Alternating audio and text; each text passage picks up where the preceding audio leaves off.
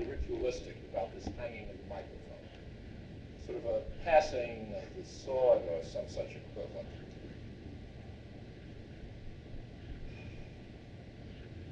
Most of us, when we talk about the future, really are talking about the past revisited. We're not too timid. We extrapolate a little bit from past trends. We put a very tentative toe in the future waters. In general, we're prisoners of history. We're prisoners of history no matter how we disguise that somewhat forbidding reality. We sometimes disguise it by using regression analysis and other forms of statistical techniques. But those of you who are familiar with them, and I assume you all are familiar with them, know that all that you are dealing with is a model of conceptualization which says certain things happened in the past, and as a result of them, certain other things happened. Mortgage money was cheap or was expensive.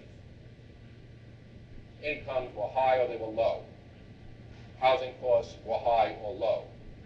Lots of housing was consumed, or relatively small amounts of housing were consumed, and the like. We fuss around with these relationships a little bit, change the coefficients, and the like. The harsh reality of our present time is that someplace around 1973, 1974, short-range history stopped in terms of its capacity and usefulness for projecting short-range futures. Longer-range history may still be with us. Longer-range history, by the way, is very grim. Longer-range history says there have been heavyweight champions of the world before, and nobody remembers their names. They come and they go. That's about all longer-range history tells you. In the Bible, I think there's a line, and this too shall pass.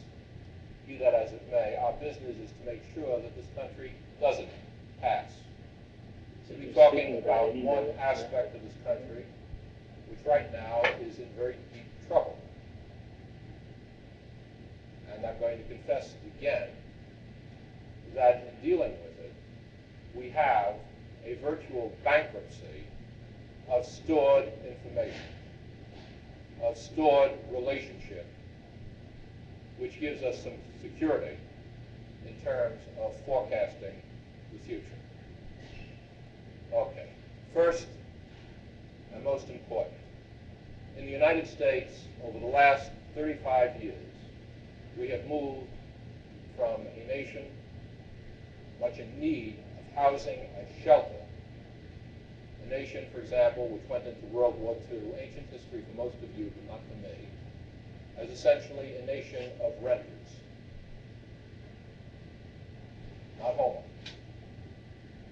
And over these 40 years has become not a nation looking for shelter, except for the poor, and not necessarily all of them, but rather a post-shelter society in which housing, particularly in the last half dozen years, has become a form of investment, speculation, protection against inflation, much more significantly than it has been as a place necessarily to live in. Housing in America, unlike its equivalent practically anywhere else, has largely been housing bought to be sold. And to be sold not merely for what you paid for it, but at a profit. And not merely a small profit, but the only way that most of us, in the middle class, and about 85% of all Americans, when asked what class do you belong to, say the middle class. In some cases it's 90%, depending upon the season of the year. So that's most of us. It's about the only protection we have against the diminished value of the dollar. Now this has enormous ramifications. It means, for example, that periodically some bright, bushy-haired architect says, I have an answer to the shelter proposition. I have a machine which will drop little piles of fecal material in such a fashion as to make housing available for everybody. Okay? Or he says, if only you could knock the Cape off the Cape Cod, we could house 10% more people, and the like. And much to their dismay, it turns out that they go belly up, because nobody is really interested. The reason they're not interested, let me repeat again, is that ours is uniquely a post-shelter society. Now that's recent history. We moved from a traditional role of housing in the United States, which was the Super Christmas Club, the form of forced saving. I have no discipline. When I have money, I spend the money. Oh, this is so terribly true. Okay? I'm renting, I'm not going to end up with anything. If I buy a house, the bank every month sends me a statement. Got to meet the statement. That's a Super Christmas Club. So you got to make the payments. Two, house is speculation. 2/3 of all the new houses built in the last 3 years was sold not to first-time home buyers, but to people who are trading in their houses. And in a great many cases, they were trading them in not because their household configurations required more space, or for that matter, even lesser space. Not because they necessarily disliked the house, but rather the more traditional and increasingly significant fact of life. People would say, you know, I've paid down the mortgage. I don't have any tax deduction. We have progressive income taxes. We have inflation. Even though my real income after inflation remains constant, the exposure to the tax rate gets heavier and heavier. I can't afford not to have a mortgage. Or, it's a nice house, I like the neighbors. The kids have grown up. We really don't need a house. On the other hand, this house is also probably topped out. The neighborhood won't stand it. It's nice with a split level, a lot small. Let's buy more house. Get bigger mortgage, because I'm going to pay for that mortgage with lighter weight dollars. And secondly, I will have a greater level of potential capital accumulation. A point has been made, and made very frequently in the economics literature, that of all the Western countries, let's throw in Japan, the United States has the lowest savings rate. We are now down to about 3% of personal incomes going into saving. In Japan, it's upwards of 20%. The reason that we could tolerate this relatively low official form of saving is that 2/3 of all American households own their own home. And they could say, basically, when I retire, the nest egg is in the house. I don't have to save. If things get really bad, I can remortgage the house. I can recapture the equity because I bought it for $35,000. You can't find it for $80,000. Now, this isn't true for all Americans. It's not true for whites who bought into central cities, with the exception of a very few. It's not true for whites who bought into relatively low-growth areas. You happen to be in one. It is true only for a very few blacks, because in general, they were not able to buy into the high-growth, high-capital accumulation areas. And one of the big questions of our time, as we begin to develop a significant cadre of relatively high-income black households, is whether they will be able to buy into the same kinds of situations which made their white predecessors relatively affluent. Whether they can make money, not merely good shelter, but money out of their housing. Again, these are elements of the recent past. These are elements that have been typified by a level of inflation in housing costs, for new housing, running, depending upon the region of the country, anywhere from 8 to 10% in very modest areas to 20 and 25% in high growth areas. People would go out to California, for example, and say, this is terrible. I can't buy half the house that I could have bought in Muncie. On the other hand, once they bought in, they made twice as much money. The very fact that housing was becoming more and more expensive made it more and more imperative for young people, such as yourselves, to buy in before they were left in the station. So that what we had over the last couple of 3 years, and just as sometimes a fever brings sort of color to someone's cheeks and they look much healthier, you don't realize you're sick. What we've had is a housing buying panic. Got to get in now. Next year's going to be too late. So you lie to the mortgage company, you lie to your local banker, you exaggerate your income, and most particularly for the second generation middle class, you rely on what a colleague of mine referred to as GI financing. I said, GI financing, that's for relatively modest housing. And he pointed out that GI financing now refers to good in-laws as the key. Okay. Last year, nearly 10% of the total income of the United States went into the purchase of new homes.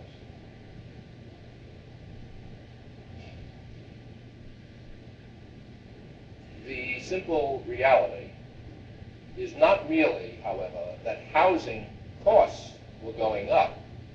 It was that housing buying power was going down.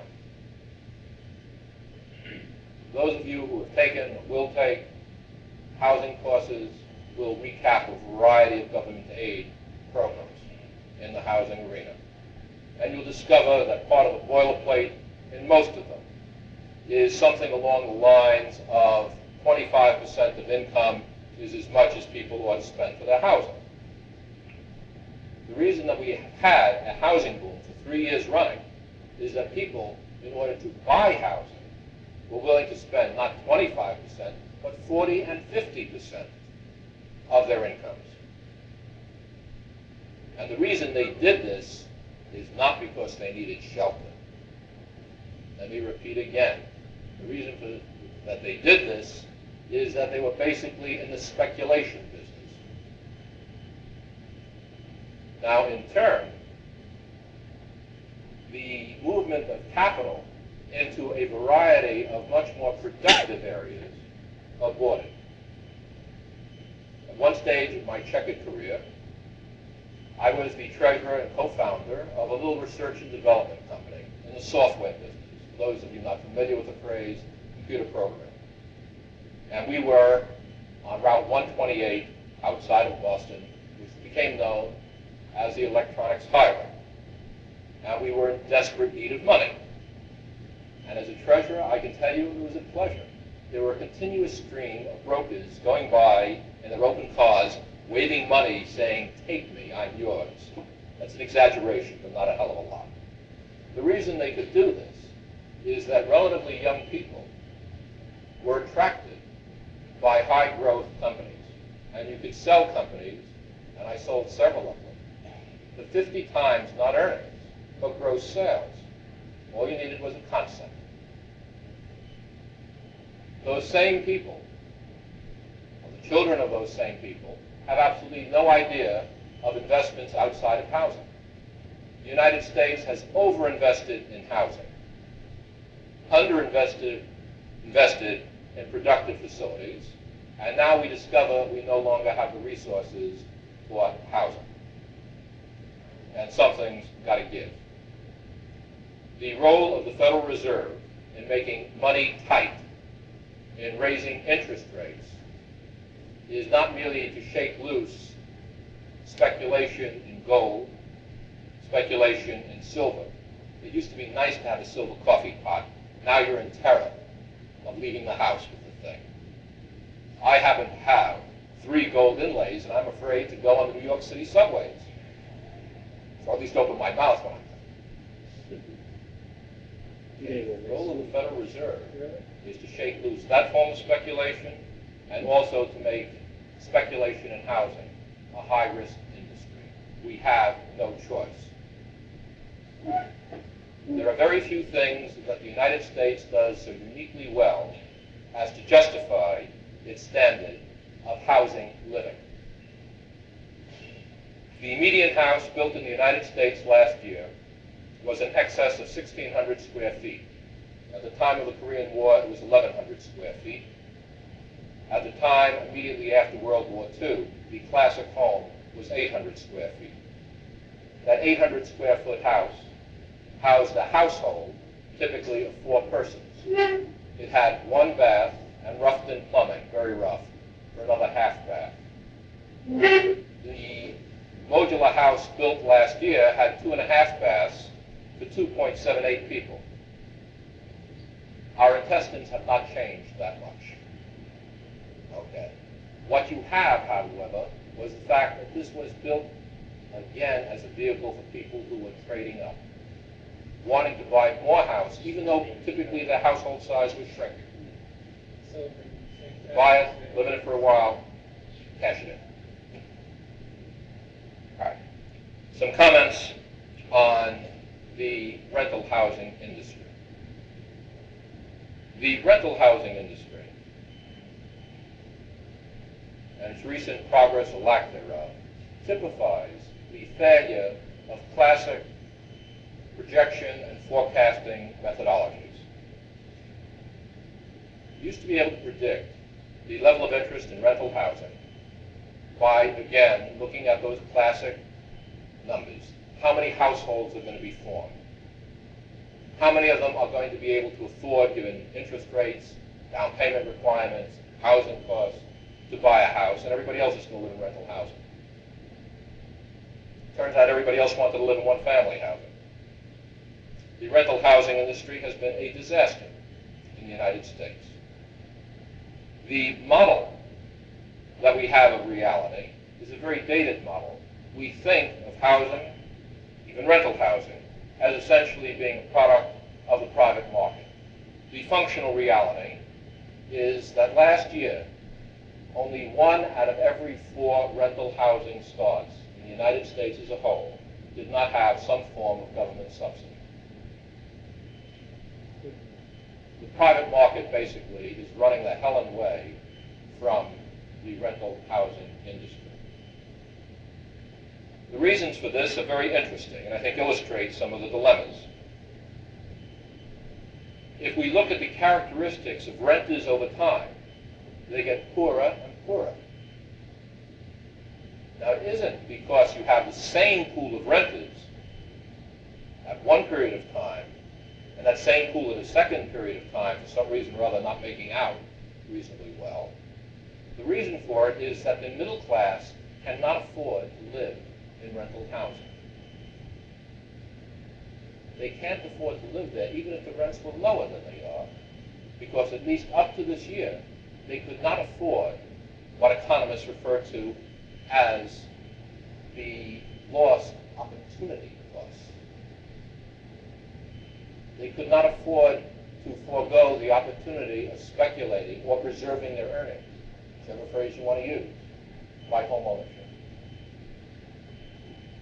So you've had a cream skimming phenomenon, which means the only people left in rental housing are a few oddballs in major cities, the poor, and the very rich. Now, that's a very broad, sweeping statement, but statistically, very largely the case. The answer to this has been the rise of multi-family configurations with individual ownership, putting it less pretentiously, the condominium or the co-op format. The United States is beginning to repeat the history, and I hope only in this fashion, but maybe in a broader way, of England. A movement away from the classic rental housing industry, as we have known it, much more into a format where you essentially, if you're in the middle class, buy your apartment.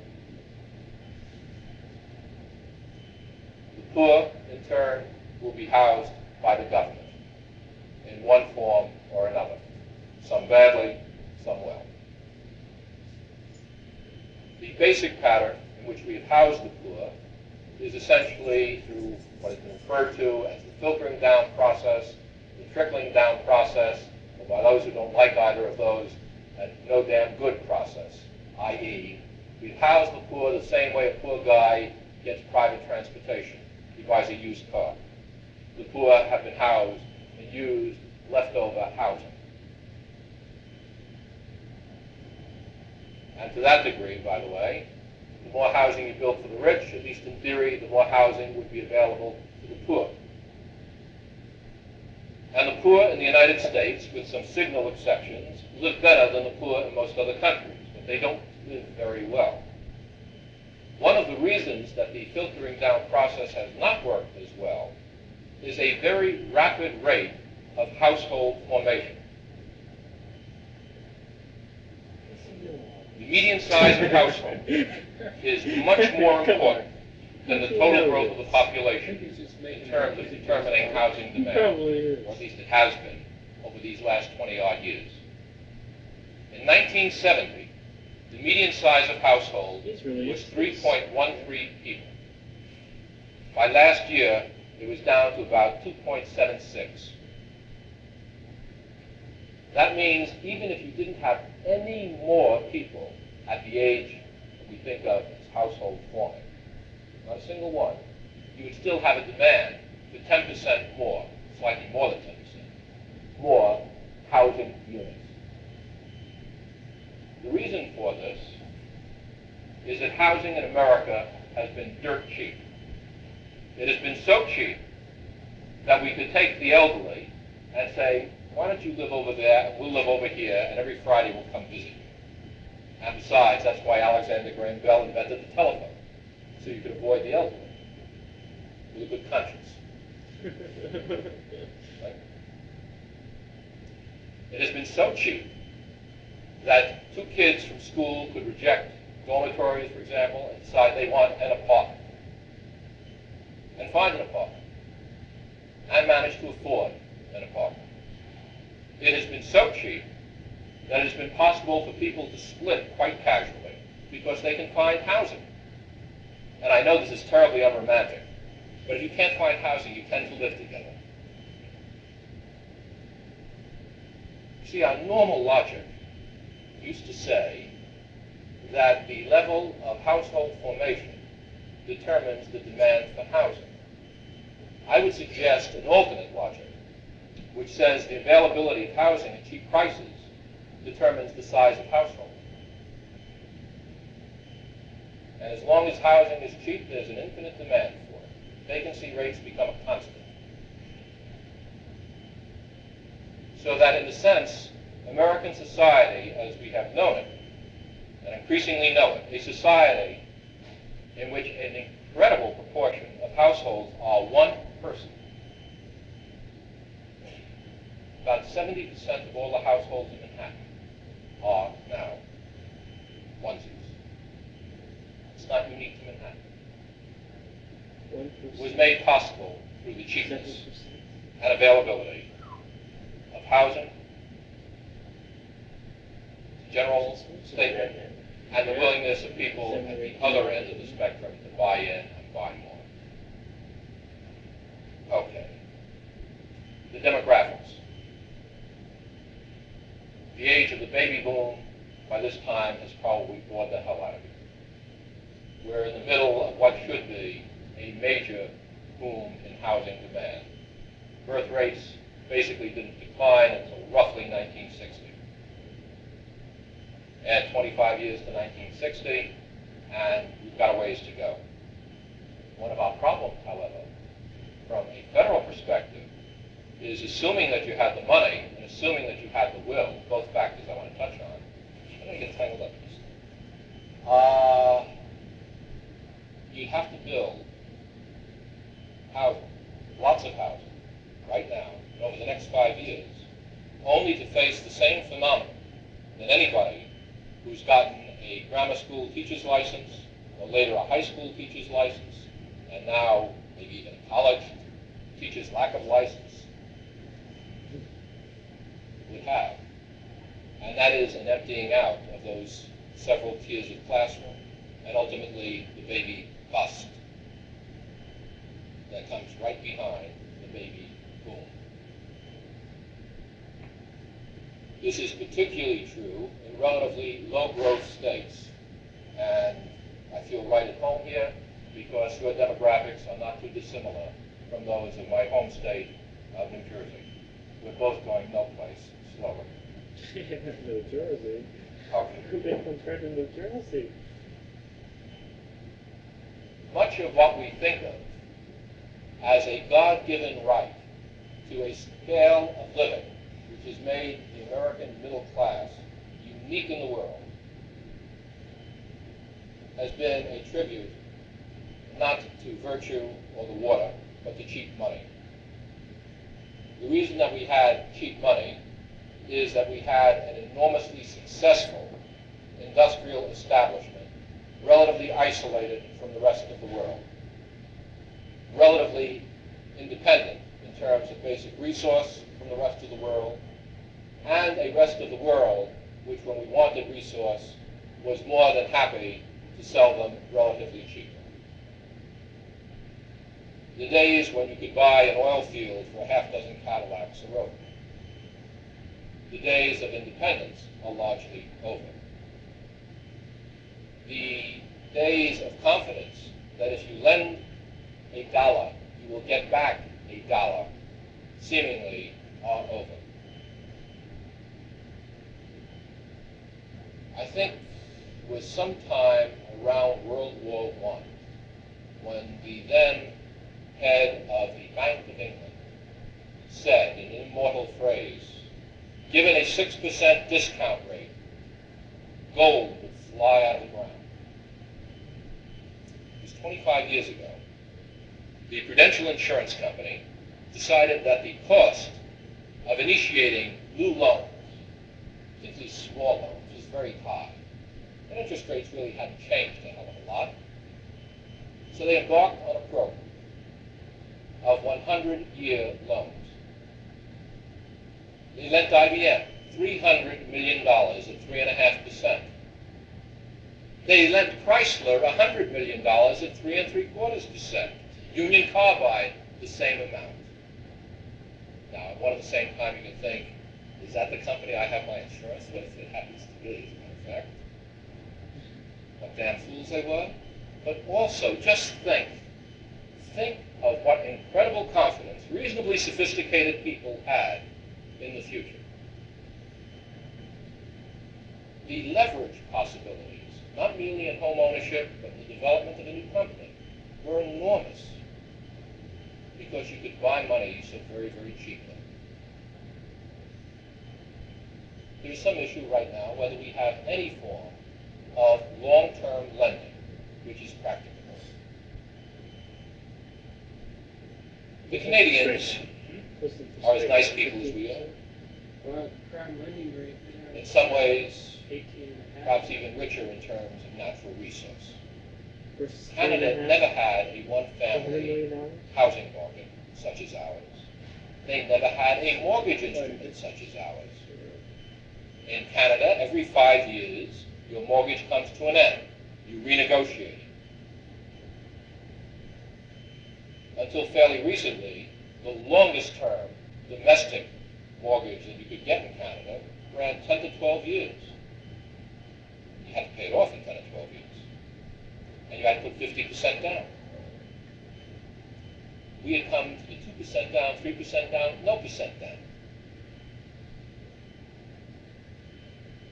Well, as somebody once said, we've gone about as far as we can go.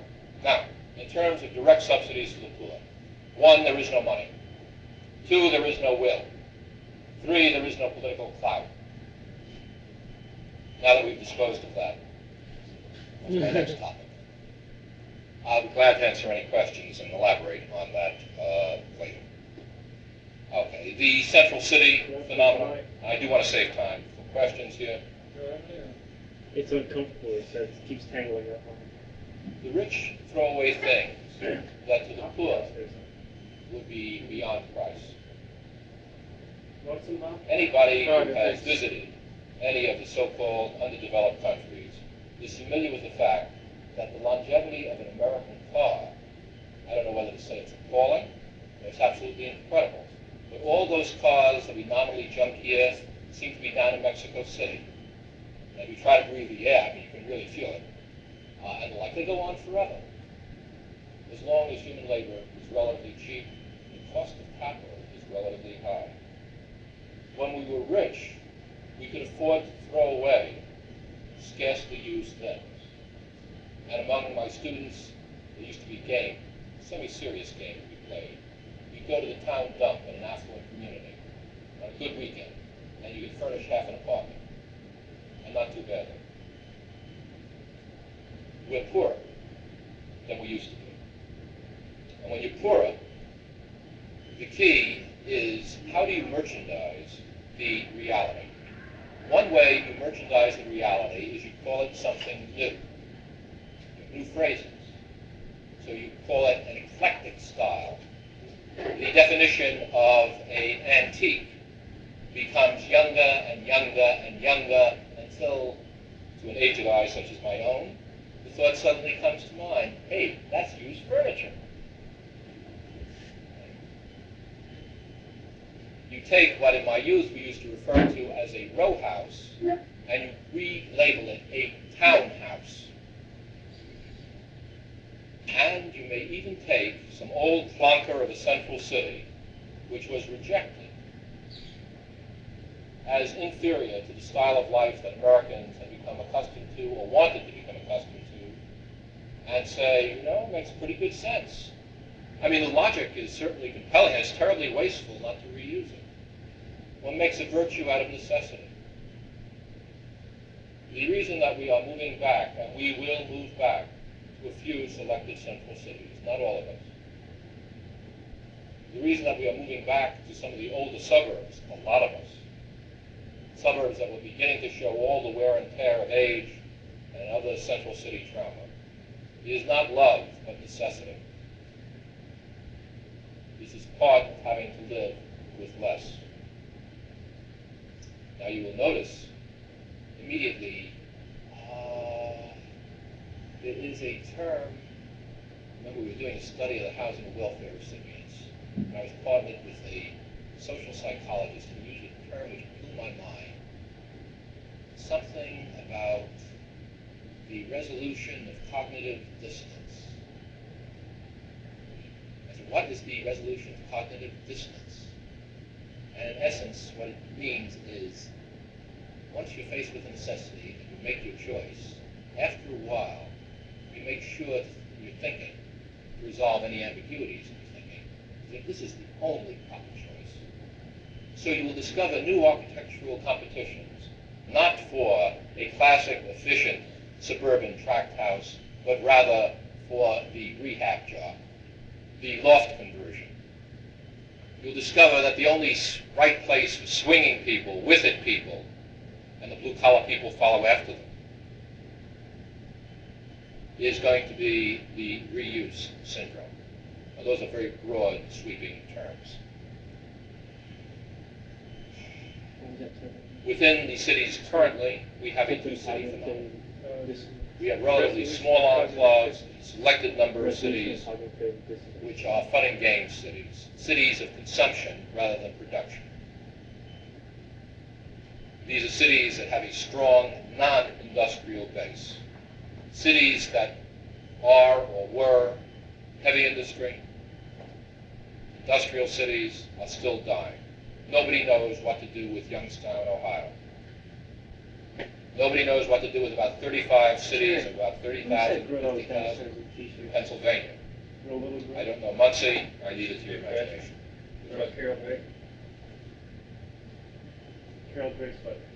The city of Manhattan is golden and glorious.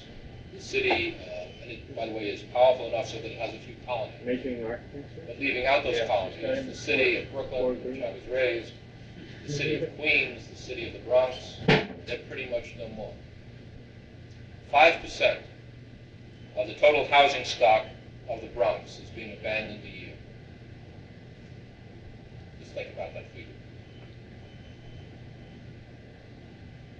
One of our problems in viewing housing, obviously, is the issue of where it is to be built, for whom, why. And part of the why is where are the jobs? It's 35 years since World War II. In those 35 years, we have spent the bulk of all the capital that we have accumulated developing a pattern of decentralization requiring private transit. There is no way that mass transit, given the configuration of the world that we built and rebuilt, makes any sense whatsoever. We're stuck with the automobile. We cannot afford to suddenly undo 35 years of construction, whether it's a shopping center, a suburban office park, or what have you. We were given warning in 1973-74 during the first oil boycott. We did not rise to that warning. The bulk of all the housing built in the United States since 1973-1974 has moved into the outer suburban fringe and into exurbia. Typically, depending upon the size of the metropolitan area, 40 to 60 miles out. We're stuck with it. The more highly specialized an organism becomes, under ideal circumstances, the more efficient it is. On the other hand, it pays for that efficiency within one setting of the world by being vulnerable to an alteration of its environment. We are the most highly specialized settlement form in the world, and by very definition, the most vulnerable. Our vulnerabilities have caught up with us.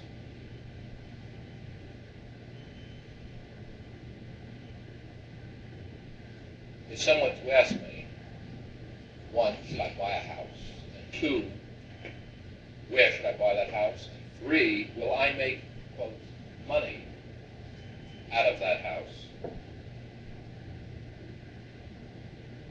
I would have some real difficulties in answering those questions. And I think the greatest mistake would be to answer them with last year's logic, last year's rules of the game. They may not be anymore. Why don't I stop on that baleful note and entertain questions?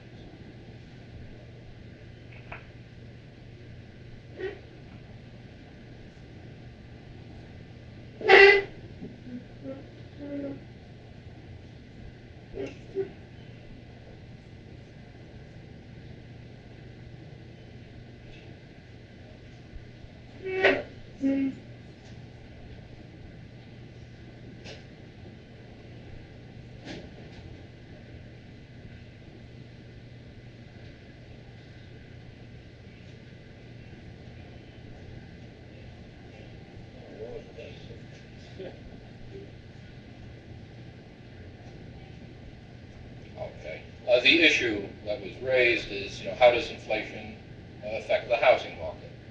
I think it was back in World War II days.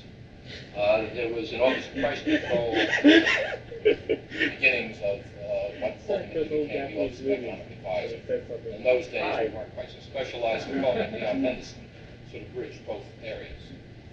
And he was asked, isn't a little inflation a good thing? And his response, a great response, it was a simpler age back then. He said, a little inflation is like a little pregnancy. And you can see the pregnant individual, notice I do not use sex, pregnant individual, sort of blossoms happily. is, ultimately, there is a baby. You got to pay the price. Okay. We have had a little inflation, and everybody decried it, and everybody who owned a home enjoyed it.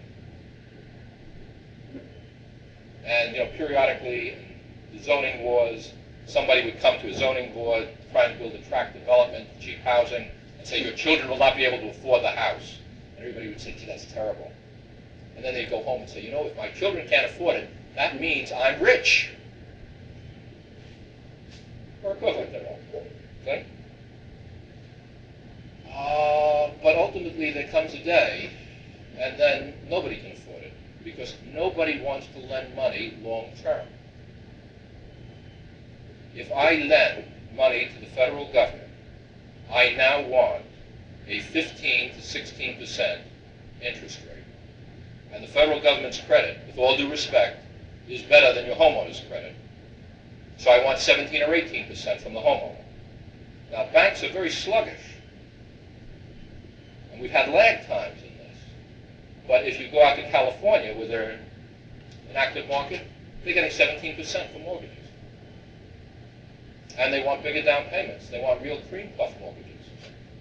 Now, if we were, for example, to talk about the housing of the poor, think of the various elements. And for the moment, I'm going to wax technical. Take a look at an operating statement. You know what an operating statement is? Basic accounting should be absolutely one of the things you learn. Okay? You have net rents received.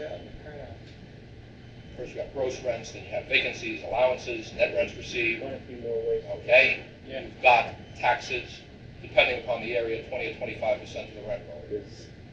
You've got heat, light, power, insurance. And classically, before power went up at least, that was 25% of the rent roll. This is a national data, obviously. 50% was debt service. I'm going to have to check up on this. So what we used to do was cheapen I'm just debt checking with you, debt sorry. service Bob and I based haven't on met. interest Sorry. Excuse me, and excuse me. amortization. Amortization being paying back the mortgage. Okay? We stretched out the mortgages to 30 and 35 years on lightweight construction. Some question whether it's going to last that long. Okay? In order to cut down the amortization. And we subsidized the interest rate. But how much subsidy do you want? Right now, we have one form of fairly substantial subsidy. It's called Section 8, and I'm sure I'm boring half of you in the room, perhaps mystifying the other half, so forgive me, both. The cost of a 3-bedroom walk-up apartment under Section 8 in New York City involves the government in a subsidy for 40 years of $8,000 a year. That's this year. It's indexed.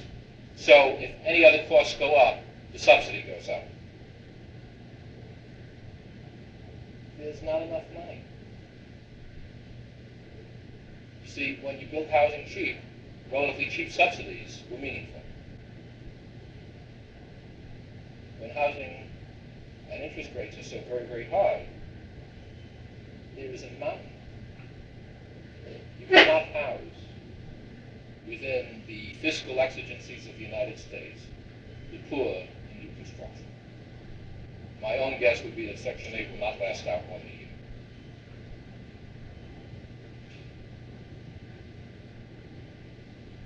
Yes, sir.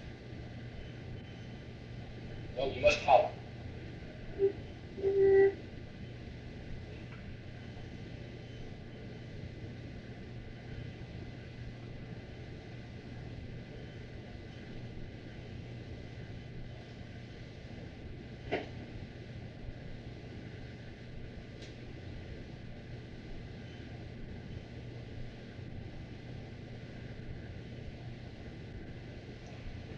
The future for the lower class is not gleaming. It never gleamed too brightly.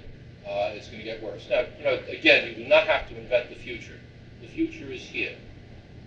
The only enemy is that we view present reality through wishful thinking.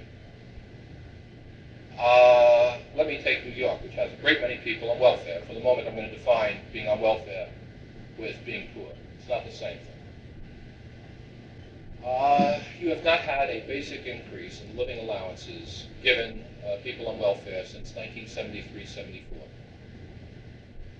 The value of their allowances is halved. There is no constituency to get anything more for them. So the poor are going to live worse. The middle class is already feeling the stresses and strain. In a sense, the middle class in these last half dozen months has been living off stored capital. It's been stretching out its accounts receivable. Credit Do you card know anything phenomenon. about having money? In many cases, it's been remortgaging its homes in order to recapture equity.